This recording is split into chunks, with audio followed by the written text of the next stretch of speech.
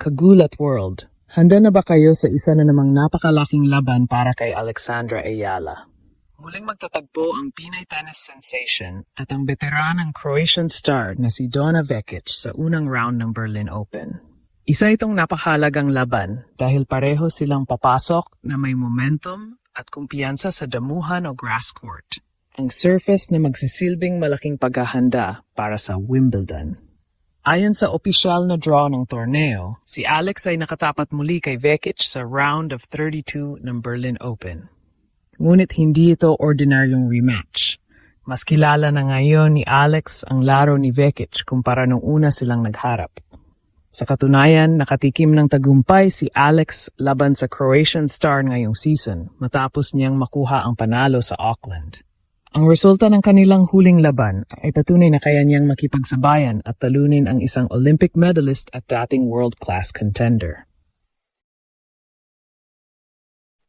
Gayunpaman, mas delikado ngayon si Vekic. Papasok siya sa Berlin matapos manalo ng titulo sa Queen's Club Championships, isa sa pinakamalalaking grass court tournaments bago ang Wimbledon. Mainit ang kanyang laro, malakas ang serbisyo, at mataas ang kumpiyansa ng veterana. Para kay Alex, ito ang pagkataong patunayan na hindi aksidente ang kanyang mga tagumpay sa tour. Isa rin itong pagkakataong may pakita na kaya niyang makipagsabayan sa mga pinakamahusay sa damuhan. Kung makalusot siya rito, posibleng mas malaking hamon pa ang sumunod na yugto ng torneo. Ngunit sa ngayon, isang laban muna ang kailangang pagtuunan ng pansin, ang sagupaan kontra Donna Vekic. Maraming dahilan kung bakit napakahalaga ng laban na ito para kay Alex. Hindi lamang ito simpleng first-round encounter. Sa maraming paraan, isa itong sukatan kung gaano nakalayo ang narating ng Batang Pinay sa kanyang pag-unlad bilang profesional na manlalaro. Unang-una, nasa grass court season tayo na yon. Ito ang isa sa pinakamahirap na surface sa tennis dahil mas mabilis ang bola at mas maikli ang oras para makapag-react ang mga manlalaro. Dito madalas nangingibabaw ang malalakas mag-serve at agresibong tumira. At kung may isang bagay na kilala kay Donna Vekic, yun ay ang kanyang mapanganib na serve at flat ground strokes na talagang epektibo sa damuhan. Ngunit hindi rin dapat maliitin si Alex. Sa mga nakaraang buwan, patuloy siyang nagpapakita ng malaking pag-unlad laban sa mga mataas ang ranggo sa WTA.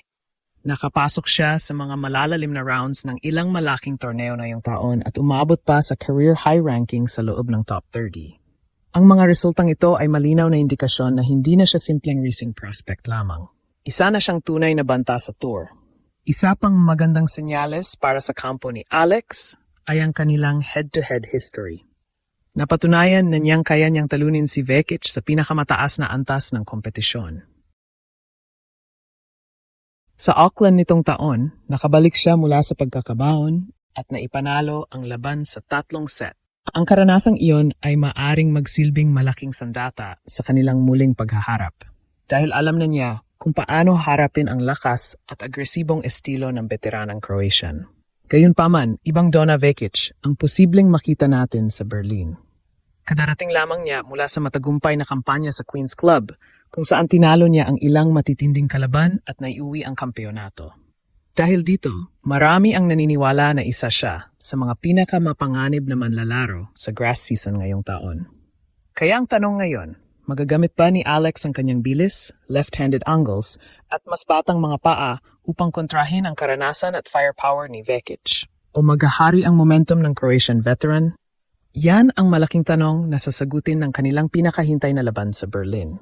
Habang papalapit ang unang serve sa Berlin Open, isang napakahalagang detalye ang hindi dapat makalimutan ng mga taga-subaybay ni Alex.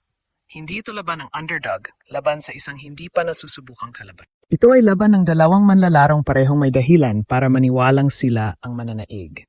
Sa panig ni Alex, dala niya ang kumpiyansang nagmula sa kanyang panalo laban kay Donna Vekic noong ASB Classic sa Auckland. Sa laban na iyon, ipinakita ng Pinay sensation ang kanyang tibay ng loob matapos makabangon mula sa pagkakatabla at kunin ang panalo sa 3 set. Ang tagumpay na iyon ang nagsilbing isa sa mga unang malalaking panalo ni Alex laban sa isang kilalang pangalan sa WTA Tour. Ngunit iba na ang sitwasyon ngayon. Kung noong Auckland ay nagsisimula pa lamang ang season, ngayon ay nasa gitna na tayo ng grass court campaign kung saan mas komportable si Vekic. Sa katunayan, dumating ang Croatian star sa Berlin na may napakalaking momentum matapos masungkit ang titulo sa Queen's Club Championships. Isa itong senyales na nasa pinakamahusay niyang porma ang kanyang laro sa damuhan. Para kay Alex, ang susi sa laban ay hindi lamang ang kanyang left-handed forehand o ang kanyang mabilis na paggalaw sa baseline. Ang pinakamahalagang armas niya ay ang kanyang kakayahang mag-adjust habang tumatagal ang laban. Ilang beses na nating nakita ngayong season na kahit nahirapan siya sa simula, nakakahanap siya ng paraan upang baguhin ang momentum pabor sa kanya. Sa kabilang banda, alam ni Vekic na hindi niya maaring bigyan ng libreng puntos ang Pinay star. Kapag nakahanap ng ritmo si Alex sa rallies, nagiging napakadelikado niya lalo na sa mga mahabang palitan ng bola. Kaya naman inaasahan ng marami na magiging dikitan ng laban na ito. Hindi lamang ito lakasan ng palo. Isa rin itong laban ng discard, composure at mental toughness. At para sa maraming tennis observers, ito ang isa sa mga pinakaabangang first-round matches ng buong Berlin Open. At pag-usapan naman natin ang posibleng mangyari sa mismong laban at kung ano ang dapat bantayan ng mga tagahanga ni Alex. Unang-una, napakahalaga ng opening set. Kapag nakapagsimula ng malakas si Dona Vekic, napakahirap habulin ang Croatian veteran dahil isa siya sa pinakamahusay na server sa draw. Kapag gumagana ang kanyang unang serve, mabilis niyang natatapos ang mga puntos at nababawasan ang pagkakataon ng kalaban na mahanap ng ritmo.